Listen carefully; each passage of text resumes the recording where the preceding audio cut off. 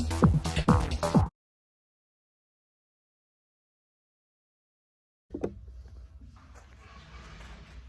everyone, here we are for Wednesday's strength workout, and I've got my good buddy Kizzy here with me today, so we're going to try and do a little bit of a double act on this one. We start today's workout with a little bit of yoga and a warm-up, then into some upper body strength, sort of upper body complex. Then we're going to go into one particularly tricky movement being the clustered dynamic press. So again, continuing the upper body with a little bit of lower work and finishing off with some accessories with our triceps. Corey's trying to very quietly put a polypipe away. Probably unnecessary, Corey. Right, with the yoga stuff, we're going to start off. It starts off with cat-cow, so I'm going to get Kizzy to demonstrate that. She's kind of just on the screen, so come over a bit over here, Corey. Unbelievable what goes on here. There you go. So all the way up and then all the way down with the chest. Perfect. So we're supposed to be doing each movement for 10 seconds as we go through with a couple of rounds. We're going to go straight from there into a cobra. So just extending your legs all the way out, Kiz. Hips down. I was going to go all the way down, that's fine. Perfect, I'll do it this way. Perfect. And straight up into downward dog. Very good. And then dropping your knees to the ground and down into child's pose. Perfect. Now with our true push-ups today, we're going to modify, sort of slightly modified.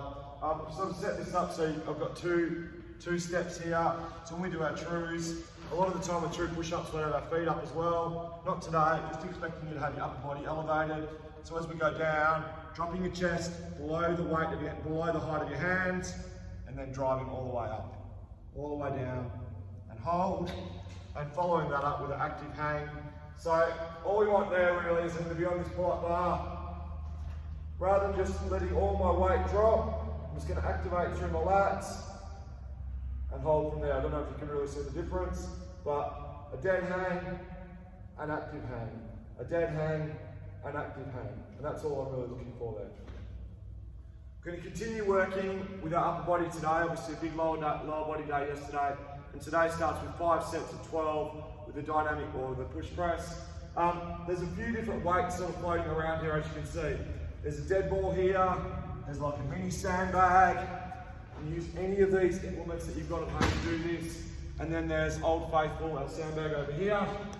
Again, as I've said in the past, this is really tricky to do push press with just because of the way the weight is. Most of it's over on my right side at the moment. All the way up and down. Use your legs if you need. All the way up and down. That's kind of how that works.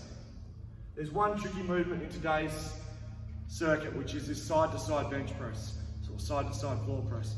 So what I'm going to do is I'm going to be holding the weight inside of a hex press mode, so hands in close. It's going to go from one side of my chest all the way over to the other in like in a big semicircle. I'll try and show you this with the sandbag. I can. A little bit close. Hopefully you guys can see where this is now. It's going to come from here, all the way up and over, right down outside that right shoulder, all the way up and over, all the way up and over, like so. We're trying to sort of simulate a single arm dumbbell press in a lot of ways. So if you do have dumbbells at home and you want to just go with a simple single arm press, you can do that instead. From there, we're working into the split grip push-ups. I know we've done these already. One hand forward, one hand back. Again, ideally, we're going to do a dynamic switch over, down, up, and change. But if you need to walk your hands down, up, that's fine as well.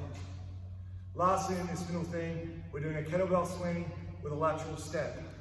Now, I'm going to get rid of these steps. Radio.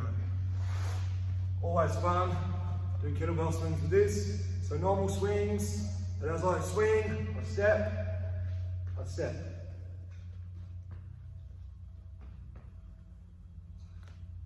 Just like that. Pretty straightforward really.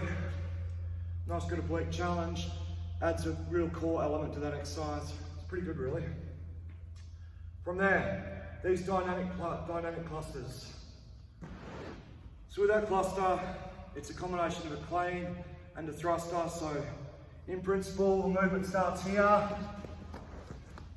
all the way down into my front squat and up with a push overhead. So the difference today is that these have got a dynamic thruster, so as I go up, I'm going to jump. Starting again. Down, up, like so, and back. This sandbag's so much fun for this movement. Down, jump, and back. Enjoy that, so much fun. From there, chest elevated push-ups.